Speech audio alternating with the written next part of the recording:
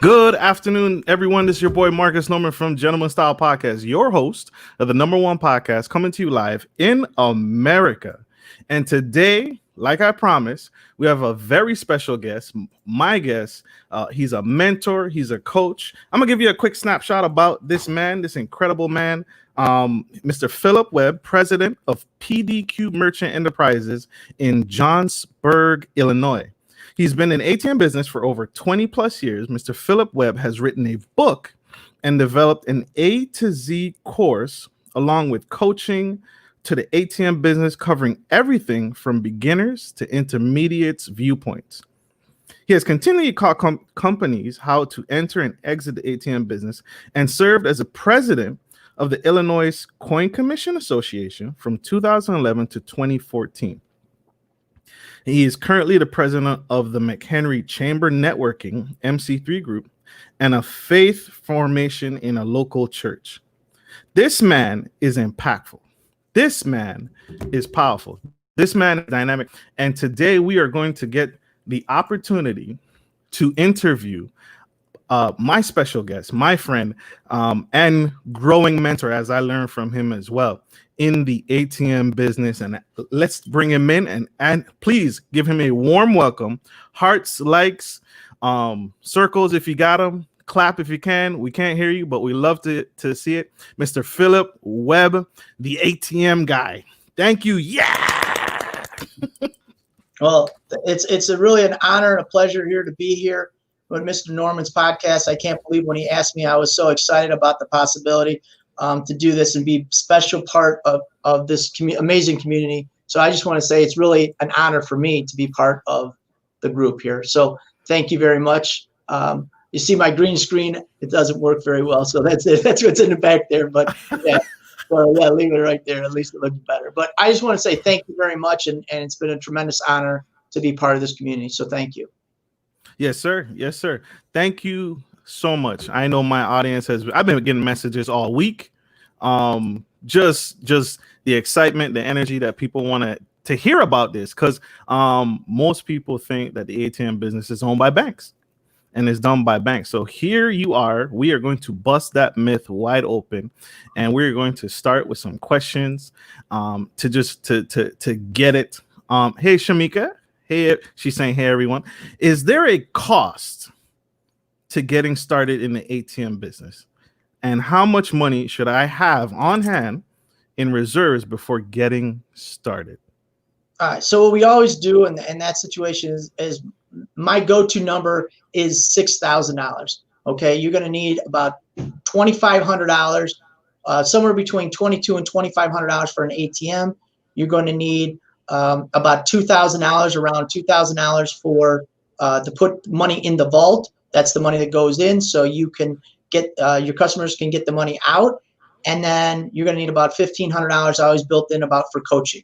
Okay, I try to build that in. Now you can. Some people decide they're going to go their own route and go through the process, but it usually costs you money to do that. But that's what I always build in, about $6,000 for that whole process. Now keep in mind that $2,000 vault cash money, you're getting that back. So let's say you decide to get out of the ATM business, doesn't work for you, take that $2,000, sell your ATM for whatever you can get for it, and you're back out. So you really is about a $6,000 cost of getting into the business, but it's very low key to get in. So total $6,000 all in. I'm all in, start to finish, and in the business. And how soon can I expect to be making money? Is it right away? So you just, as soon as you place your first ATM on location, then you'll be making money. How that process works is you place the ATM, and there's a whole lot of steps to go before you get there. But once you get an ATM in a location, you will be making money the next day. So you'll place the money in, a card holder will come in, take money out, and let's say it's a $3 surcharge, and depending on what you split, but let's say you give 50 cents. I always give an example, 50 cents back to the store owner, $2.50 will now go in your pocket, and you'll get that money back the next day. What? So check that out, y'all. Did you hear it from the man, the myth, the legend himself? Making money day one, right out the gate. what are some things to consider before I even getting started and decide to get in the game? Do I need to establish a LLC?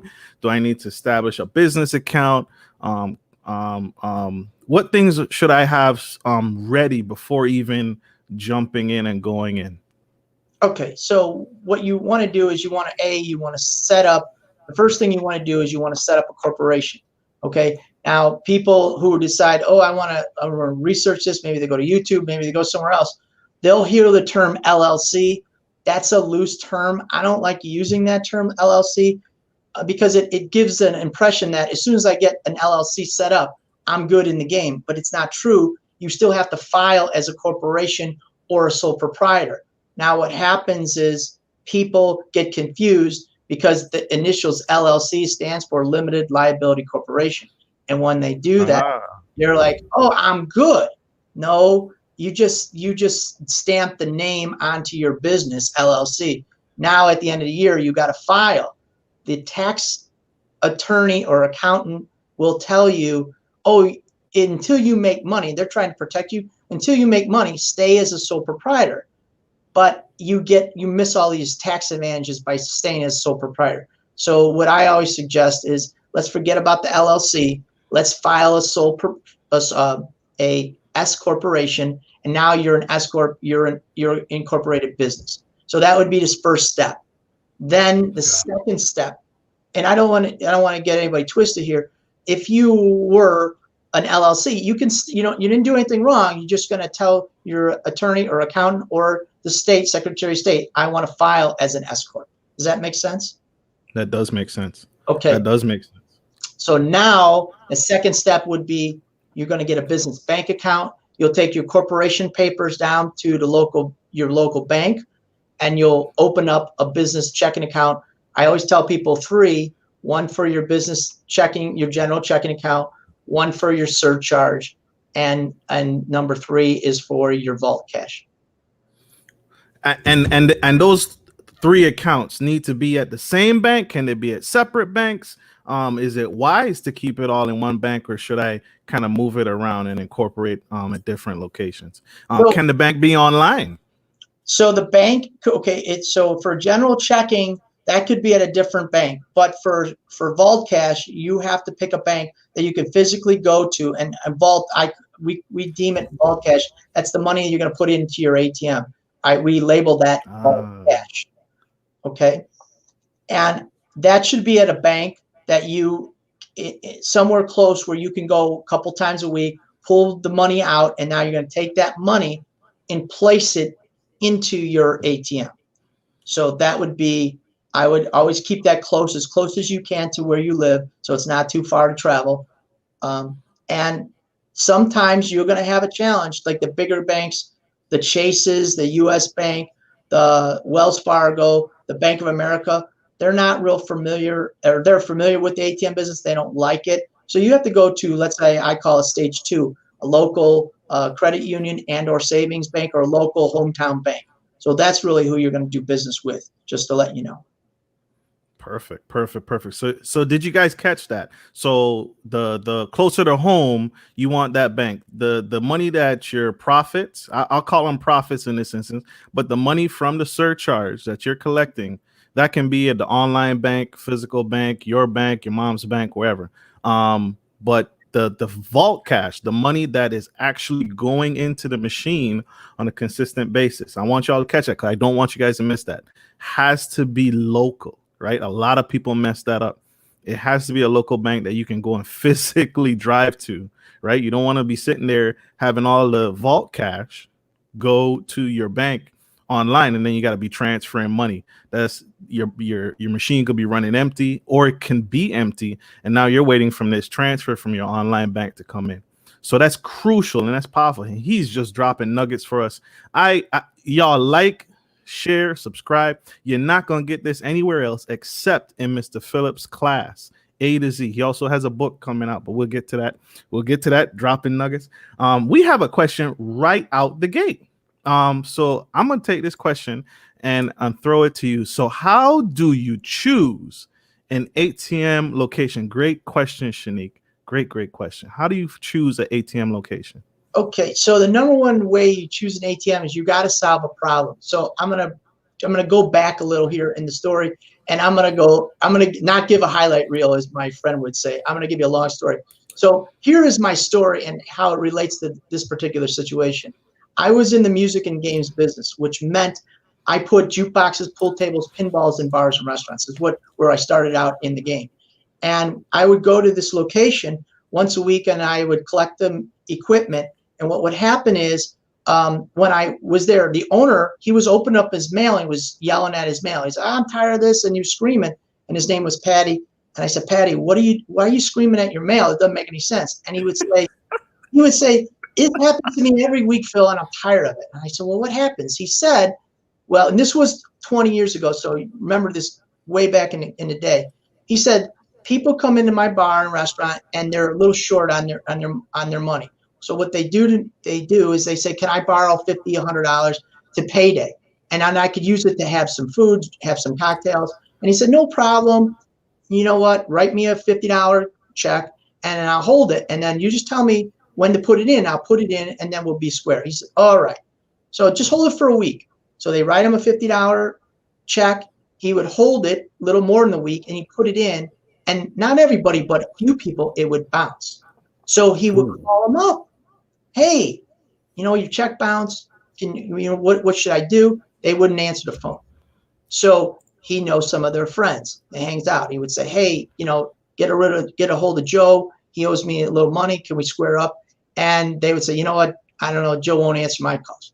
So then he would take the check.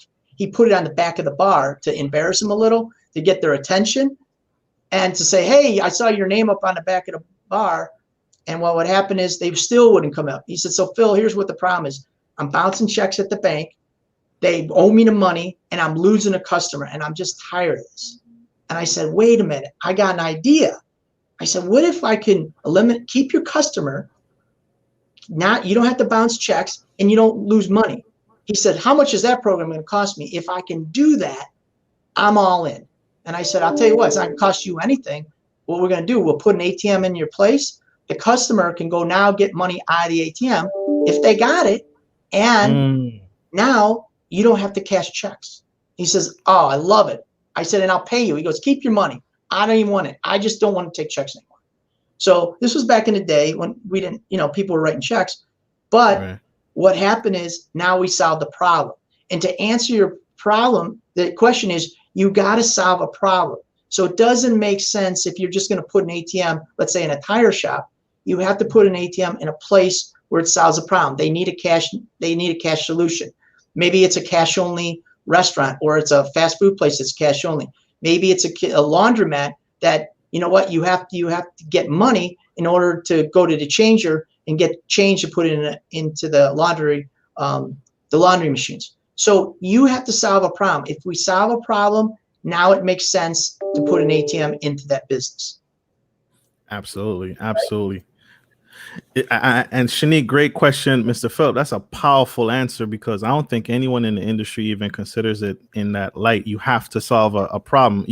I've seen ATMs just in my regular commute in the weirdest places, right? In the vape shops, in the tattoo parlors, and just a junkyard. I saw an ATM in a junkyard, and it was a very strange, you wouldn't think to look there. So I can't imagine how busy those machines are, or how not busy they are, because you didn't solve a equation. You didn't solve the problem for them. There are so many people that I on YouTube, or I listen through in the groups, and what happens is they get into the game and then they're not making money because they put an ATM in a place that isn't solving a problem. So they put it into, let's say, a restaurant that takes credit cards, and they're not, and it's a high-end dining place, and they don't make money. Or they put it into a barber shop that the guy's taking Venmo or Cash App or Square or something, and he's like, I don't know what happened.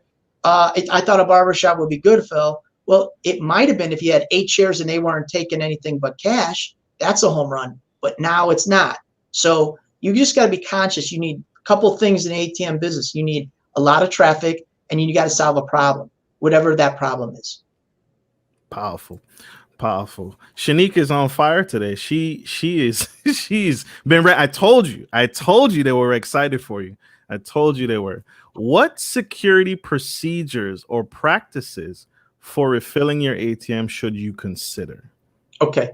So number one, if you have, let's say, more than one ATM, you want to go at different times of the day and different days of the week. Okay. So if you're going to, number one, you want to alternate your route. That's number one. Number two, you want to be low key when you go in there. You go in, you sneak in. It only takes about 5 minutes to fill an ATM. So you just want to be low key, go in. Sometimes it depends on the neighborhood. It depends on your level of comfort. You might bring two people. Okay. So it's you and another person, maybe a boyfriend, girlfriend, husband, wife, couple friends. It depends on what your friendship level is, but a lot of times you do that. The other thing is, and I just, some people, they carry a little security, firearms, something like that. They do that. Okay. It depends on the neighborhood. It depends on where you're going. It depends on what your level of comfort is. I can tell you, I could share you a story. I've been into a place a bunch of times, and then we would walk in, and it was a bar, and the place had 10, 15 people, and the bartender would go, "Hey, it's the money guy." Oh my God. So I would do my deal, and I'd go over there and pull her aside in the background and say, "Please don't ever do that. I'm trying to be, you want to go like this? You want to give me one of these? You want to tip your cap? I see you. I know, because I don't want anybody to be drawing attention to me, what we're driving, where we're at, how much money. I'm low key. I got to be in and out. And that's it. So that's those are all security things. The other thing you do, if you feel everybody's got that feeling inside, if you pull into a spot and you don't feel safe, go around the block, go do something else and come back, because you can feel it. And you know what? Just be safe. You are carrying money. It is a risk. That's powerful. That's powerful. Great question, Shanique. That is powerful. And thank you, Mr. Phillip. That makes sense. Switch it up, right? Change it up. Don't get in the pattern of showing up every day on Wednesday at 10 a.m. right? People are watching. You're carrying cash on you. Remember, $6,000 to get started in this business. So right off the bat, you're a cash business. This is a cash business. Should I buy so now I got my $6,000. I'm ready to get in the game.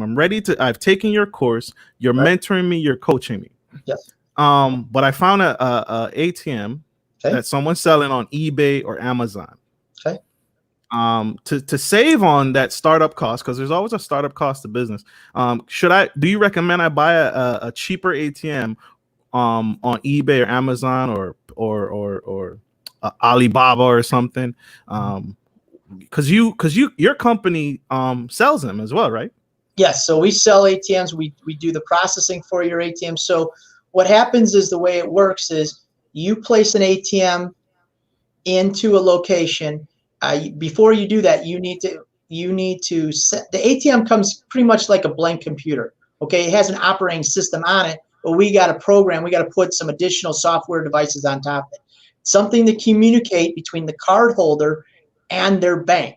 Okay, so what we do is, you give us information, name and a location, how much the surcharge is, who the money is going to, if it's going some to the location, some to you, what your bank account is. We take all that information, put it in a database. It spits out what we call MAC encryption keys and and how to program the ATM. We program that ATM, and now it's ready to be placed in that location.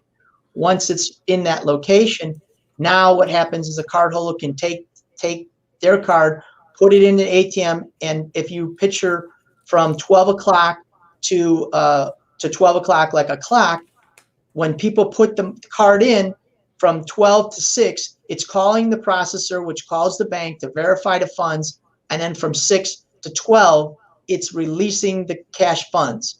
Okay, that's how the ATM works. And so so that was the pre-story. What was the question? I'm sorry, I want to give you the pre-story. No, should I buy an ATM off Amazon? I've taken your course. I'm ready to go. Right. So the reason I tell you that story is because now you have to know what is, most of the time when somebody's selling a used ATM online, they're selling old technology that isn't upgraded. in 2017, EMV was mandated. EMV stands for Euro, MasterCard, Visa. And when those cards mandated this, they have to be what they call compliant. And so a lot of the older ATMs weren't compliant. So now they're selling them on eBay. So what you're thinking, oh, I'm saving, let's call it $1,500, $1,800 in this. You're not, because those ATMs now have to be upgraded to the latest grade software. And depending on, some of them couldn't be, and some of them could be, but it might cost you $1,000 to upgrade. Now you have a keypad that hasn't been plugged in. The battery goes dead. Keypad doesn't work. That's an extra cost. So you have some extra cost associated with an older ATM. And if you don't know the business, you don't know what you're buying. So I always say, until you've been in the game for a while, you always buy new. Now you got a new product, you know exactly it works. And if it doesn't work, let's say you bought it from us, we can talk you through. It's under warranty, it's fixable, and we can ship you a part, or we can fix it for you. So, but if it's old, I don't know what's wrong, and you won't know if there's something wrong or not, or it's something you did because you're new in the game. So you should always buy new to avoid any kind of headaches. Plus, you put the ATM in, you're telling the store owner you're an expert in the business, and now that thing doesn't work for 2, 3, sometimes 4 days or a week, you don't look professional. So we want to avoid all those problems by buying new. You pay a little bit more.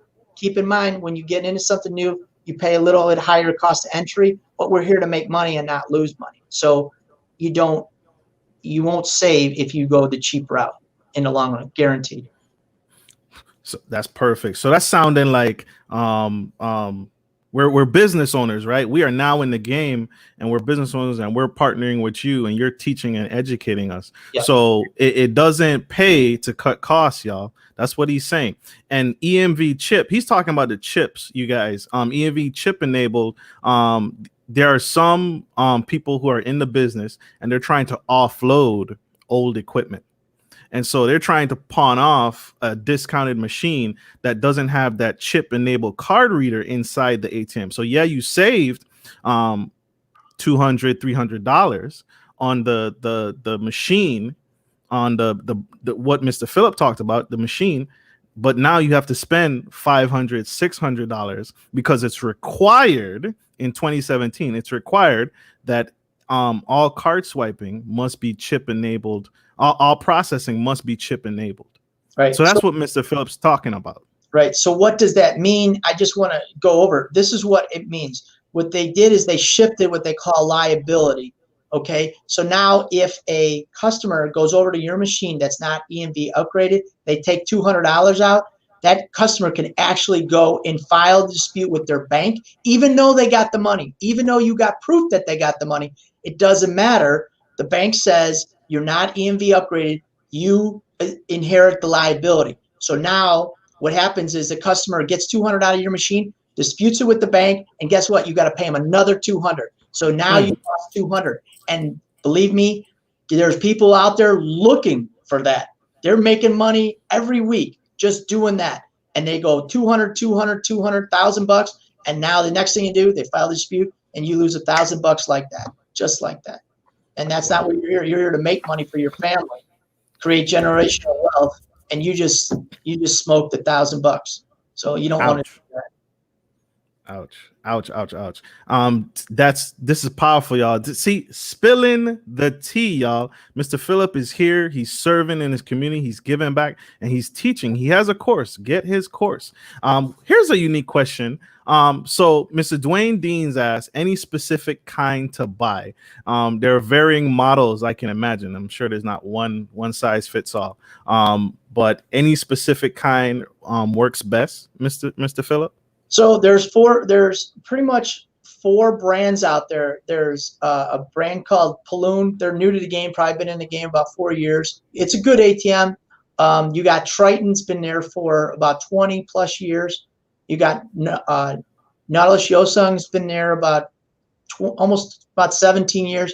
And you got Gen Mega, which is a spinoff of Nautilus Yosung, a very great company. And they've been there for maybe about 10 years. I'm not defined on those terms, so don't hold me to the flame on that one. But we're pretty close to those numbers.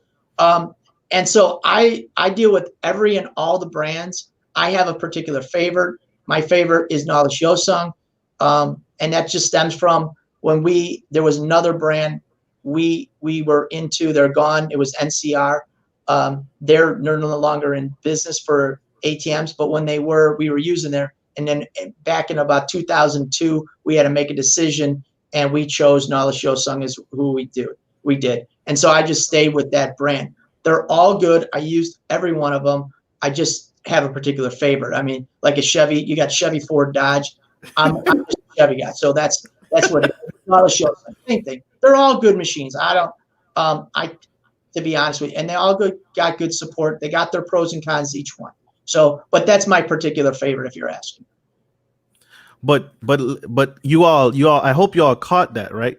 Even though he has a particular favorite, he has experience with all the brands. Mm-hmm. And so this is the man you want to connect yourself with when you're getting started, because I guarantee you, I promise you, I experienced it for myself. This man's wisdom comes in handy, and it saves your bacon in a crunch. So many different brands. Great question, Mr. Dwayne. Great question. Tell us the story, how we met. Tell us the story. So we met, Mr. Phillip and I met because I got jammed up. I was in a time crunch. I had a delivery the next morning, and I didn't, it was late at night, and I didn't know what to do. I had a machine that it was not the cassette. Each machine has a cassette, and there are removable and there's not removable cassettes. I always opt for the removable. The cassette where you put your money in, where you put your vault cash in, it wasn't coming out. It was not coming out of the machine. And I have to make this delivery early in the morning to this brand new location, this brand new owner, and the cassette was not coming out, and I need to fill it with cash. So when I deliver it, I'm ready to go. The machine is ready to go, and all I have to do is install it and leave. I call Phillip. I think it was midnight. I think it was midnight, and I sent a text, not expecting a response, and he responded. He called me. He allowed me to call and send pictures and FaceTime a little bit, and his knowledge that quick, he was like, "Oh yeah, that machine," and then him and his team brainstormed for like, I think 10 seconds, and they were like, "Oh, there's a screw right here. Take out this screw." And I said, "What? There's no." And I saw it was a tiny screw. When they deliver the machine, it comes when Mr. Phillip delivers the machine, it comes to you. And so for safety, he bolts the cassette down so it doesn't slam around when it's delivering. And ever since then, I've been stuck on him like white on rice, because that knowledge, that expertise, that level of 20 years all came out in that 5-10 seconds and saved me. And so that's how we met. And it was almost like that State Farm. My wife's like, "Who are you talking to?" I go, "At midnight?" Yeah. But, give me that phone. No, but she didn't say that. But it was just like that. What are you wearing? Khakis. Yeah. And an ATM. Great question. That's how we met, y'all. So you're not gonna regret it. Wealth of knowledge. Ooh, she jumped right into it. Miss Shanique Henry is on fire today. What happens if the ATM is stolen? Oh, it's not a good day. It's not a good day. It's not a good day. But there are safeguards. Yeah. So here's what happens is when I first got in the game, be 100% honest, we didn't have insurance on the ATMs. We looked at putting on insurance on it, and it wasn't something that I was comfortable with because the cost was very exorbitant. So I said, well, I'll just self-insure. And we were very successful over a lot of years. I didn't have an ATM that was stolen, but we did get an ATM that was stolen. And then after that, I said, you know what, I'm going to look at getting insurance, and we did. So we put insurance on the ATM. For the ATM, you can insure the money in the ATM too. You can have a deductible, but you can insure it. Now, if the ATM is stolen and you're not insured, you're out the cost of the ATM and the cost of the money inside. Sometimes the business owner will have insurance for their property, and you can go through their insurance, and the business owner will give you some of the money from that. Sometimes they don't give you the money. Sometimes they just keep the money if they insure it under their, but that's what you do. Pretty much you're going to get insurance for the ATM. And what does that look like? There, you can get insurance. It'll cost you up to $500 for a year with a deductible. It depends on what you want to cover, and they'll insure up to 3 ATMs. Okay, so Wow. that's what I would. I mean, in the beginning, I'm trying to cut costs. It doesn't now, and I will be 100% before. You know, we have some challenges right now in our society. What's going on, and if you're in different cities, it's a little dicey because of what's going on. However, before that, it does happen every once in a while. What you want to do is you want to bolt your ATM down, always bolt it down, and you want to be secure. You want to ask the store owner, you know what, do you have an alarm system?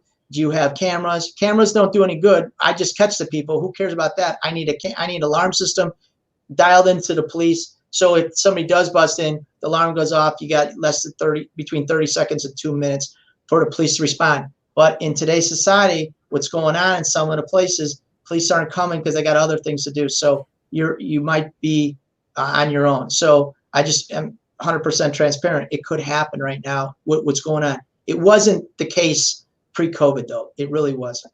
So right. And that's powerful, y'all. So I hope that answers your question, Ms. Shanique. Mr. Phillip Webb, y'all, like, share, and subscribe. He's here to help and grow us in a recession. And this is unique. This is a unique opportunity.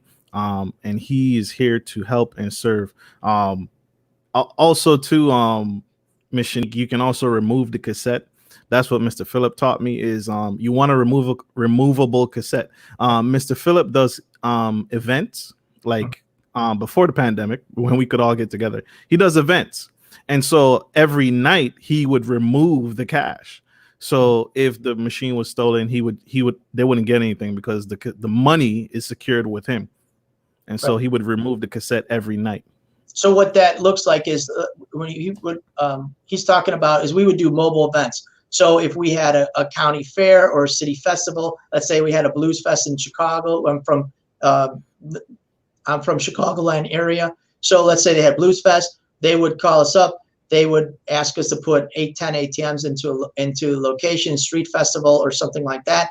We would put the ATMs in there, and then we would stock them full of money. And then at night, when the police moved the crowd out, we would go behind the police, take the monies out, put the cover over the ATM, and we would come back in the morning. We put the money back in. So depending on how much the street festival or the fair or let's say a county, a city, sometimes usually between Memorial Day and Labor Day, cities have a lot of festivals for 4th of July and celebrations of that nature. We would do mobile events. And so that's what he's talking about. And you can make good money in a short amount of time, real fast when you do a mobile event. So that's what you're talking about. Perfect. You all, I think you have a fan here, Mr. Phillip. I think I live in Frederick, Maryland. I have seen a couple of machines that show PDQ merchants as the owner. Do you own these machines and paying someone to fill them? Yes, we pay them. I have employees. So yes, we do. So we have employees that fill the ATMs. We create routes and they go out and fill the ATMs. So yes. Perfect. You got a fan club. You brought your fan club today. I didn't know. I talked to a gentleman. I talked to a lady today from the Republic of Dominica, not the Dominican Republic, but the Republic of Dominica. Yeah, that's what. And I didn't even know the island existed. So I looked and seen where the island was, and it's over by Barbados, and it's just a small little island. I was looking; it looked beautiful, and I thought she wanted to get an ATM game. I don't even know if it's possible because you have to be deregulated. So she said, I watched you on YouTube. I was really excited about doing it. Nobody's doing it in my country. Can I do it? And we talked about an action plan of what steps she needs to do to even see it's possible. So that was like the coolest thing. I'm like, ooh, I'm going global. So, You are. You so are. coolest thing. So, but I'm at that island. I want to see how to get there and go. I mean, it looked beautiful. I mean, it had waterfalls and the water, of course, in the Caribbean, that they got that aqua blue water that I don't know. I love that kind of water. But so yeah, anyways, I'm just going on. Go ahead. Sorry. No, that's incredible. No, you sitting on the beach and just waiting for your ATMs, Yeah. just filling ATMs and relaxing. That is powerful. As business owners, so I'm in the business owner. I'm at the gatekeeper, right? I'm at that secretary assistant. I'm trying to get to the business owner, and I have a hard time with my approach. What is that sales talk look like? I mean, how difficult is it to get past the gatekeeper and get that business owner and truly talk them in solving that problem? So you always got to remember when you're doing a business, and you sometimes we forget this. They have to get to know you before they trust you, and they have to trust you before they're going to do business with you.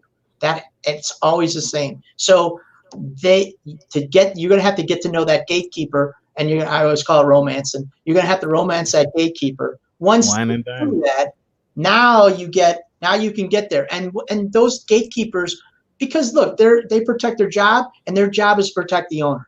So once they're on the same playing field as you, and you're there to help them look good for their boss or whoever, now it's an easier sell. So you got to make sure that you're not creating a bad situation for them, so their boss can yell at them and say, "Why did you let this person in here?" Ooh.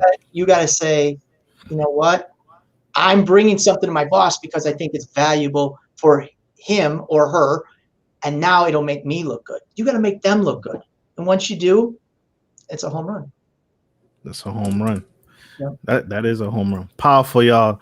Miss Shanique asks, are there cameras installed on the ATMs? Some ATMs do have cameras on them. Not every one, but some do. So they'll take a picture of the card holder, and it'll take a picture of the card holder while they're putting into why they're doing a transaction. But if you're thinking, does it take pictures to deter crime? It's not really like that, because it's only activated when the card holder is going into the ATM to take money out. It doesn't have cameras that are on real time to look for criminals, so to speak. And that's why he recommended that, you also want to connect with that romance, that business owner, and say, hey, he has cameras installed at his location, right? So in addition to the camera that snaps a photo when the card is inserted, the business owner has the actual video footage that can also help in the investigation in the event, if the event it becomes stolen. So that's why he mentioned that earlier on. Y'all. So great question. Very, very great question, Shanique. That's powerful. How much money do I give the business owner? You mentioned a little profit sharing split in the beginning. How much money should I give that business owner? If the fee is $3, how much is reasonable to give that business owner? So this is a great question, because I see so many that get in the game. They give away too much. They get excited about just getting an ATM in there. They're like, I'm going to make money, which you will. But what we want to do, the reason we get into the ATM business is to put a little bit money in our family, get some money every month, help maybe pay a cell phone bill or a car payment or whatever, and increase our generational wealth down the line. And what happens is we give too much money away. So what I always say is, let's think about, I'm trying to get around 10 up to 30%. That's it. Which means if I do a $3 surcharge, 10%, 30 cents. Okay. Up to maybe 30%, which is $1. So that's where I want to be. Now, some store owners, because you're new to the game, store owners are not new. A lot of them, they're seasoned veterans, and they're going to ask for 50% right off the cuff. So how do I just invested in ATM. I bought a course, and now I got a spot, and they want 50%. that return, we call it ROI, return on investment, that now just makes, I can take it from a year to maybe 2 years. And now how do I make money, Phil? I just bought an ATM. I got all this invested and I'm not seeing the return that we're talking about. So it's because you gave away too much. Sometimes you got to walk away from the deal.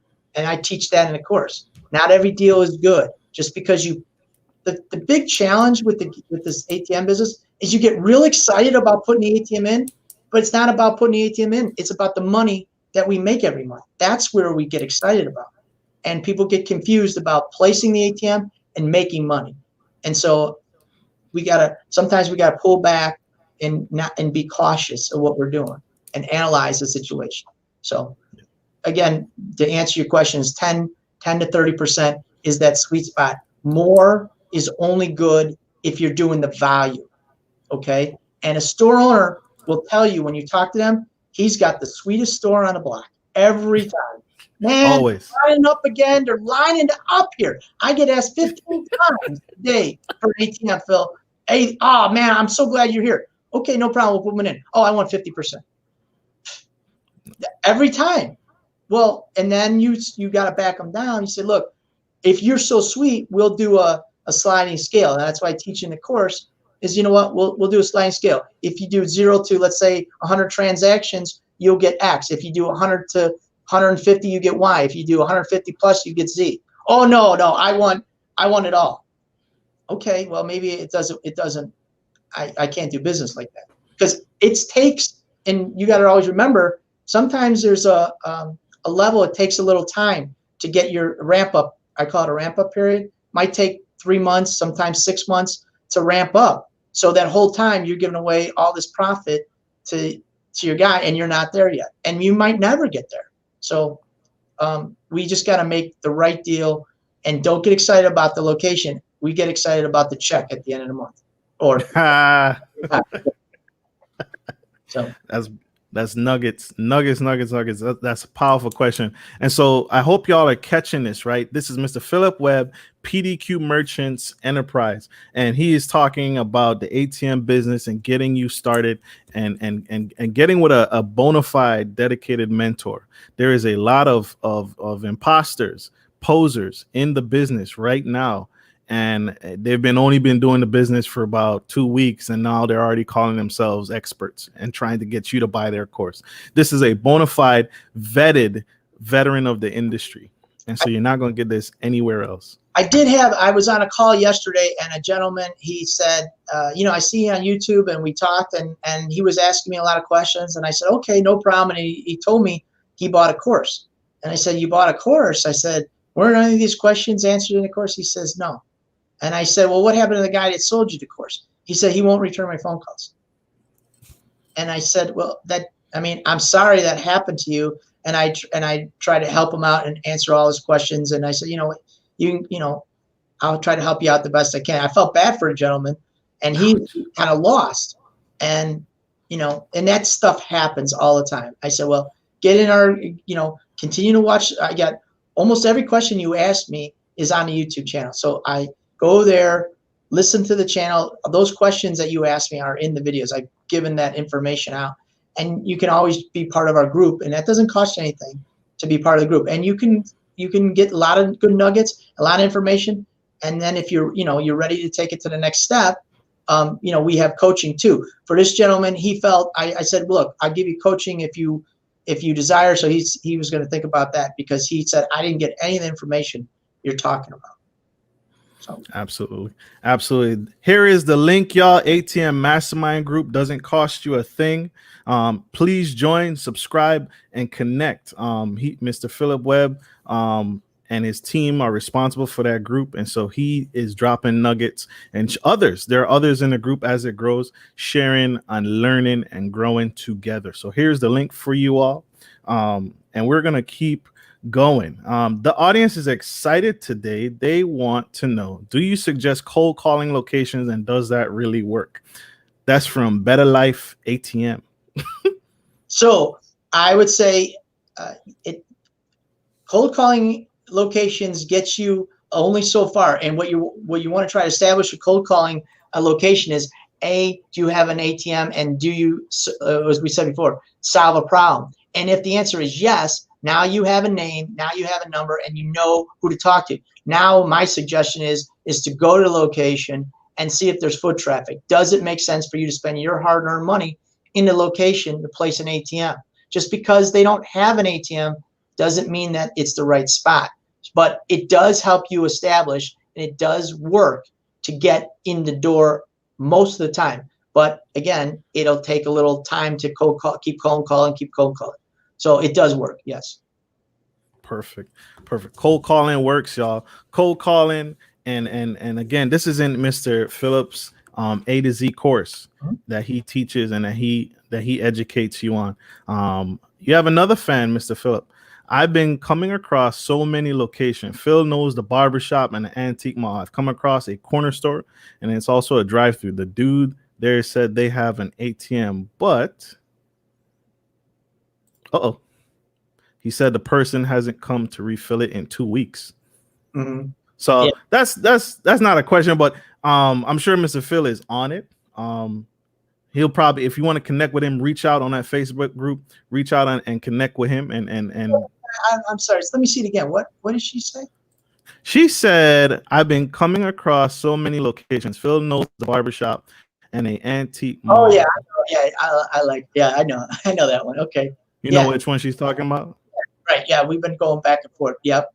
Yeah, she told me today that there was an antique mall that she was looking for, and to see if there was would it make sense to put in an ATM. And so I said, well, it depends on basically what it is. It's a mall. I would think there was a place, and I don't know if where they're coming from. It's called the Black Line. Basically, it was old, let's say Menard stores or Home Depot or Kmart. And what they did is they got little vendors in there. Now they got maybe about 100, 200 little vendors in there. That's what they're talking about there. And so she was going to see if that was going to be a good spot or not. So, absolutely perfect. I hope that helps, Miss Jarman. Questions from Miss Jarman. I appreciate it. Let's keep it rolling, y'all. How do you know if the ATM machine is running low or empty? How do I keep track of all my locations? If I got, I'm working with you and I'm growing, how do I keep track of all these locations? So what we do is we give you a mobile app and or a desktop screen. So we call it like an ATM Portal. And on there, you can see in real time where all your ATMs are located, what the cash balances are in each one. And then what we do is we set you up with thresholds that if, let's give an example of, let's say we put a cash threshold of $1,000. Once it gets under $1,000, it'll send you a text and or an email that says, hey, John's Bar and Grill is at 980. You might want to think about getting there soon. And we give you 3 different levels of that. Let's say 1,000. We can set it wherever you want, but let's say 1,000, maybe 600 and 200. Where 1,000, I got a day to get there. 600, I better get there today, and 200, I better get there in the next hour. So it'll give you thresholds. You can look in real time your whole route or your ATM. Wherever, if you're working a 9 to 5, you can say, oh yeah, I got to get there tomorrow, or I got to get there on the way to work or on the way home from work. It's not the ATM business, to keep in mind, folks, is the ATM business takes you about 30 minutes a week per ATM. That's what the time frame is for each ATM, for maintenance, for filling the ATM, for going to the bank. That's it. It's all it takes. Okay, so every ATM, just build in another 30 minutes into your schedule. Perfect. So Ms. Jarman came back and she gave some clarification to us. She said the question was, no one has refilled the ATM in almost a month. How do I get my ATM in the store? So that's what she's talking about. How do I take over or bump that ATM out of there? That's what it sounds like. You got to get to this. You got to get to the decision maker who put that ATM in. Sometimes you got to be careful, because not be careful, but just be aware. Sometimes it's actually the store owner who owns their own ATM, and they don't have the money to put in it. So that might be a good possibility to put your own ATM in there, because they don't have the money. And so you got to figure out who owns the ATM, step one. And then step two, you got to say, look, they don't care about if it's somebody else. You say, they don't care about your business. I care about your business. If the ATM isn't full of money, then what you got to do, if its ATM is not full of money, then your customers aren't happy and you're not making money. So what we do is we always keep the ATM full. I always bring up the cash app. I said, or the cash, the app that says, hey, I always look at the ATMs. We always know if it's full, and we keep it full, because if the ATM isn't full, your customer isn't happy and you're not happy, and we keep everybody happy here. So that's the conversation you want to have with them, is to make sure who owns it, number one, and two, will they do business with you because you're always full. Absolutely. Absolutely. So that's a selling point, Miss Jarman. That's a selling point for you to, if the ATM hasn't been filled in a month, you definitely want to get to that business owner. And all of you guys, we're talking about legacy building here, right? Mr. Phillip Webb is talking about legacy. So that's a selling point. That's an easy selling point. Hey, this ATM is full. If it belongs to the business owner, hey man, I can do this for you. I can take this off your hands. I have, and they can bring Mr. Phillip in and say, hey, I got 20 years of experience backing me. So this will never happen. Well, I can't say never, but this won't happen again under my tutelage, under our watch. Right. And so you can bring in the expertise, you can bring in the knowledge of Mr. Phillip as he partners and help you close that deal. Right. Great question. So we are talking about, go ahead. Oh, I was going to say is sometimes, you know what, I talked to some students and they said, look, you got 20 years in game. I can't really say that. And so I said, all we do is, I treat you like family now. So you're my cousin. And so you got a cousin in the game. So now you say, look, I'm new. Just be honest. Hey, I'm new to the game. My cousin's been in the business for 20 years and he's teaching me what to do it. And so we're family when you're with me. So that's the way we treat you. Family, y'all, and it is family. Speaking of family, can I start my child in the ATM business, or is there an age requirement? No age requirement whatsoever. You could start your child in the business.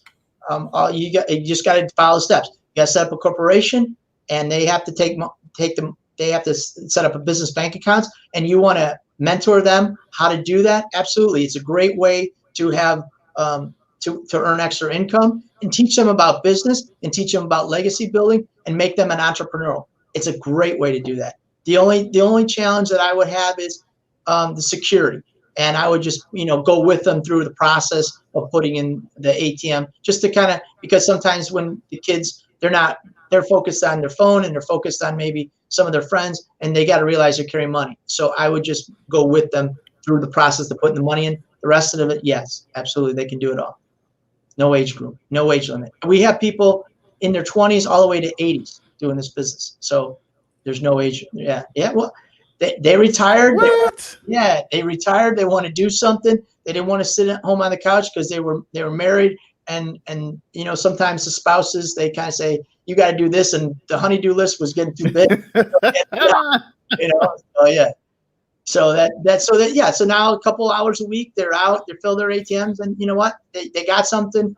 Their marriage is a little happier because the wife says, oh, he's still working at 80, so. Saving your marriage is keeping everyone happy. Marriage is here. Put it on the side. All right.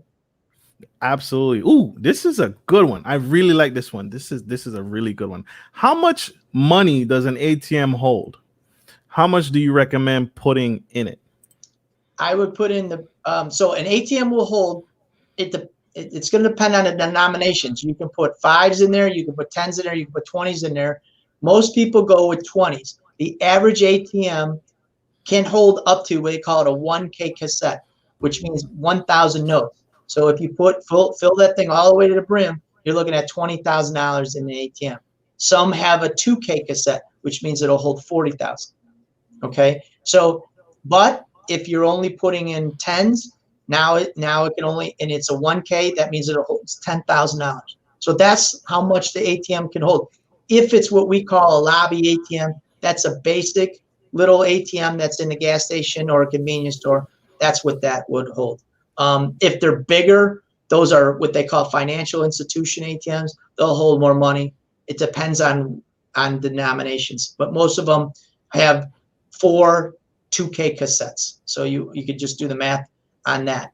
And how much should you put in? I recommend you put in the bare minimum to however long you're going to fill it. So what does that mean? If you're going to fill it once a week or once every so many, let's say 8 to 10 days, you want to get enough money in there just to get to your next time you fill it. So it could be $1,000, it could be 20,000. Just depends on what your threshold is. I don't like leaving money on the street that's not making me money. If it's not making me money, I don't put it on the street. That's exactly it. Exactly it. So did y'all catch that? So just because it can hold 1,000 bills, but doesn't mean you need to use all 1,000. All right. So it doesn't mean that that's going to go in there. Great question, Shanique. Thank you for that. I appreciate that. Mr. Phillip, this is awesome. Please, y'all, like, share, and subscribe. We are going to get down to the wire here. It's becoming too much. I know you guys have been waiting all week. Mr. Phillip, what 3 books would you recommend that every man, woman should read? All right. So I basically, I would say, men are from Mars and women are from Venus. That one, because it's a good book for my marriage. And then the other thing is how to win, Dale Carnegie, How to Win Friends and Influence People. Those are the 2. I've read, Who Moved My Cheese. I'm trying to study, and the thing is, I'm big right now in a DISC assessment. I don't know if you heard of that, but basically it's how to read personalities and how to. So there's a bunch of books, and I don't have a particular one, but the DISC I would read in a DISC or CS. I'm sorry, and I would look into that. That's a big thing with me right now. So the DISC assessment. That's the assessment that tells you kind of who you are and who you connect with, right? Yeah. Yes. So a lot of times it's to me, it's be able to be a better communicator. And that's what I'm trying to do. I try to read, especially when we're all have a personality of a dominant personality and maybe a second one. And a lot of times what we try to do is we're trying to communicate in our language, but you're a different language. So it'd be like me speaking French and you speak Italian, and you don't understand what I'm saying. So I'm trying to work with that. I work with that with the kids. I work with that with customers, and I try to understand their personalities, and it really helps out and how to deal with people on their level would make sense to them. So because people deal with people they like. So if you're a different personality, it doesn't work. So we try to, they're this kind of personality. That's the kind of personality they'll bond with quicker. And so that's you hang around people you like, right? So that's what we're trying to do in business. So that's what I'm studying right now. See, he's a master, and he's also the student, right? So he's still learning, y'all. 20 years and he's not done learning. Right. Leaders are readers, all right? So keep growing and keep connecting. Who are your heroes and why? So I would say on that, I don't necessarily have heroes, but I got mentors. Okay, I got people that and I don't know if is that the same kind of thing, but it is. Okay, so I'll tell you what. Here's let me think about it. Okay, so I got a bunch, but Eric Thomas, huge on Eric Thomas. Inky Johnson, huge on Inky Johnson. I don't know, maybe not so much a familiar name, but C.J. Quinney, which is Eric Thomas's basically right-hand man, big. Nicole Saunders, big one. Valerie Humphreys, Candace Simmons. These are all people in the ETA organization, Eric Thomas Associate. Big fans of them. They've helped me in my journey. It's unbelievable. I can't even fathom all the help that they've given me. So, but I've been around that community and I'm a big fan of them. So those are the people that I've learned from over the years. It's powerful, y'all. How do you give back to the community? My favorite question. So what we do is I teach faith formation. Basically what happens is you got to get confirmed. I'm a Catholic in the Catholic religion, and you have to get confirmed. And so what we do is we teach how to get confirmed. And I teach 7th grade faith formation, which you have in our church. We got to teach. You have to go to school. You got 2 years to get your first communion, and then 2 more to get your confirmation. You're supposed to basically go from the time you're in 1st grade to 8th. Some of the kids kind of fall out a little, and then they come back in 7th grade. So we teach faith formation, and we teach about the Gospels and what the Bible says in different ways, and we try to relate that back to the kids in their language so they can understand when the pastor's up there giving the sermon. Sometimes, they get lost in what's going on. So we try to break it down, can change it so it's in their language. And then, so now when they hear it in church, they're like, aha, I get it. I understand what the pastor's trying to say. So that's how I get back to the community. So a man of the word, y'all, he's giving back to the community. He's enriching your lives, not only financially, but spiritually. And that's important, right? In a world that is in a pandemic, we are in a recession with COVID-19 running rampant. He is nurturing and creating whole-rounded people, right? He's not just answering the call of money, right? Right. When you connect with the right people, money follows. And so that'll come naturally. But Mr. Phillip here wants to also give back to his community and ensure that we're also going to head to the kingdom and nurturing to our spirits as well. And it doesn't do, I tried really hard to focus on, I got the children and be a good role model for them. It's hard to, and I'm not judging when I say this. It's hard for me to teach my kids about not smoking, and I'm out there smoking in the garage. I can't. I just try not to do that. So you try to be a good role model. I try to be good for my children and try to do what I'm trying to teach them. So at least they can say, well, you're not talking out both sides of your mouth. So I try to do that with the kids. Try to be a good husband. What good is money if I'm divorced? It doesn't work. I want to be a good husband and a good father for the kids. And so that's what I try to do. So it's not easy. I'm going to tell you that. It's not easy. It's balance. Yes. It's finding the right balance. Somebody just texted me, and this is off script, so we're backtracking, but we're still closing. They wanted to know what types of businesses make good ATM locations.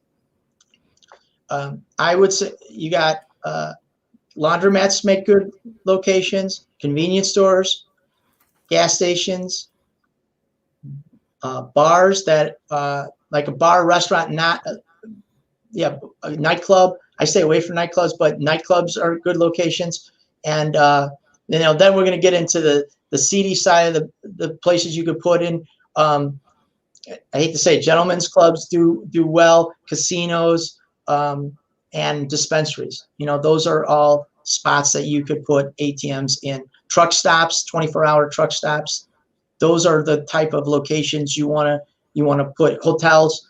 But if you're doing a hotel, try to stay above 100 rooms. So if you go below like a Motel 6 or a Super 8, those could do well in maybe a touristy area. But if it's just on the beaten path, it's not necessarily, because they don't have enough rooms, not enough traffic. You got to look for high traffic. And again, you got to solve a problem. Do people need cash? Exactly. If the owner is complaining to you at that business that his credit card machine is always down, again, these are nuggets. And this is what Mr. Phillip is going to teach you in his course. When you take it, when you connect with him. Mr. Phillip, how can my audience, my family connect with you? Obviously you all can reach out to me and I'm going to connect you to him, but how can my audience reach out to you and connect with you on the various platforms? What I would do is we'll put the link up. I would go to YouTube. If you just want to get some basic information, we got a YouTube channel, and you just go there. It doesn't cost you anything. You just go there and you get all the information. We got almost 100 videos up there that you can listen to at your own leisure and see if this business makes sense to you. Okay. If it does, like and subscribe to the YouTube channel. And then we have a Facebook community that, I always say this, I'm so used to saying this, it's free to join for like-minded individuals just like yourself. But you can join the community, doesn't cost you anything, and now you can get into community of other people who are either in the ATM business or are thinking about being in the ATM business. You ask some questions, people can answer questions. We answer a lot of the questions. And then if you want to take it to another level, we have an ATM A to Z course that teaches you from A to Z how to be successful into the ATM business and get into the ATM business. Okay. We have the course. We have an online version. Maybe you're one of those people that can learn through online coaching. We have over 70 videos that teach you all the steps: how to set up a corporation, how to talk to business owners, how to set up a business bank account, what the steps are. We give you location agreements in there, which is a contract, and we teach you everything and anything you need to know about the ATM business. If you say, you know what, Phil, I like all that, but I just need a little bit more, we have a coaching that we add. There's a coaching part of that. That's $7.99 for that coaching. Gives you up to 8 hours of coaching in a group setting where you can ask questions about the course. You can ask, hey, I ran into this business owner, this happened, and can you help me out in that? And we talk you through those situations. We also create scenarios for different scenarios that that you'll run across in the ATM business. And then you can also message us in the group in case you get stuck or you're in a situation where, like, look, I can't wait for the coaching call. I need some additional help. Can you help me? Absolutely. We're here to make you successful. I'm not here. The reason we created a course was because most of the people right now, they're 9 to 5 people that are looking for a little extra income, a couple $100. It'll make the world a difference. And so how do we do that? But you're not business people yet. We're going to teach you how to be business people. And as soon as we can do that, now we can get you in an ATM game, and now you'll be successful. Too many people just go out and buy an ATM and they get lost and they get hurt. And we're not here to do that. We're here to help you create. A friend of mine, they coined the phrase generational wealth, and that's what we're trying to do here, is create that little bit of generational wealth, that little bit of extra income that help you get just over the hump. Sometimes somebody just needs a little bit more, and we're here to help do that. Perfect, y'all. And someone asked a question. You mentioned a book. Here's Mr. Phillip Webb's book, The A to Z. This is so simple, y'all. You can't forget this. The A to Z approach to the ATM business. So if you want to connect with him, there are so many different levels. I recommend the coaching. I recommend the mentorship, because there are going to be those times where you're going to have a screw in your ATM, and that's not going to be covered in the book. Keep in mind, so if you're part of the community, even this, look, you buy an ATM from us, and so now we don't leave you in the weeds by yourself. So what happens is you went through the coaching, you bought the online course, you got to the point, you got your location, you said, oh, I just got my first, it's a laundromat, I put it in, and now I placed the ATM in there, and now what do I do? We still continue to add support. We're not leaving you by yourself. You're still getting the support. We're going to talk you through, just like Mr. Norman, if something happened, and you know what, at 12 o'clock, he needed some help. We were there for him. And so that's the kind of stuff that we were there for, person after person, because we're only as good as you are out there in the community. And if you're not any good, we're not any good. So we have to make sure that you're good at all times. And when you need us the most is when we're there. So. Perfect. Mr. Phillip, I want to thank you. I appreciate you. You are a true leader, and we need you, right? The community needs you. The world needs you. We need more like you. And so I appreciate you for taking the time out of your busy day to give back, to pour into me and others like me. So any final words, any kind of final recommendations you want to, any nuggets, bullet points you've given a ton of bullet points. You've given a ton of nuggets. Any final words of encouragement you want to give my audience? I just like to say is, you know what, everybody's always looking for that change, and what do we got to do? And we got to get out of our comfort zone to do it. And I know it's hard, because I struggle with it every day. But to make change, to make real change, you got to get out of your comfort zone and do something that you're uncomfortable with. And so at least take the opportunity to look at the channel and see if it makes sense for you. It's a low cost of entry to just experiment with this if you want to do it. And you can make a real change, add a few $100 every month. It makes a difference. So just check out the channel. It doesn't cost anything. So that's all I want to say. Thank you, sir. Thank you all.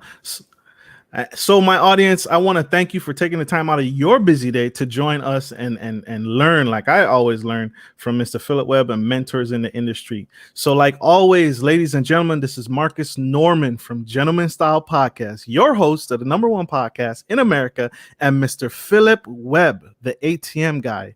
And so, ladies and gentlemen, always take care of your friends, take care of your families, and take care of business. This is Marcus Norman and Mr. Phillip Webb, the ATM guy, signing off. Love you.